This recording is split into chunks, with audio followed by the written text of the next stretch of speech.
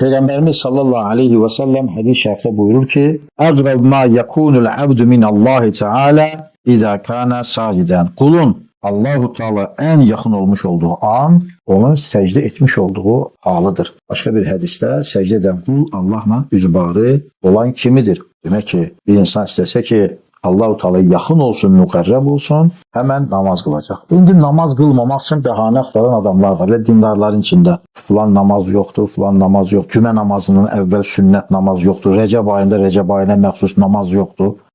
Vesaire bunun kimi. Ama salih kullar namaz kılmamak için bahane aktarmırlar. Namaz kılmak için bahane aktarırlar. Ve o sebepten de adi sıralı bir kent adamı olan İbrahim Efendi kimi şəxslər, böyük evliyalar, böyük alimler olurlar. Peygamberimiz Aleyhisselam da külək əsdi, məsciddə namaz kılır. Cebrail Aleyhisselam geldi, məscid namazlı. Qəlbinə qorxu düşdü, məscid namaz. Səfərə gedir, namazlı. Səfərdən gəlir, namazlı. Ürəyi bir xəbər eşidib, şad olur, hemen namaz kılır vesaire. Peygamber Aleyhisselatü Vesselam'ın istirahətgahı, yatağı yok. Məhz namaz idi. Və xüsusən də o qədər namaz kılardı ki, ayaqları şişənə qədər, o qədər səcdə edərdi ki, gözlərindən axan yaşlar namaz kıldığı yeri, əsasən yerlər torpaq idi, sərin olsun deyə, gözünün yaşından islanardı.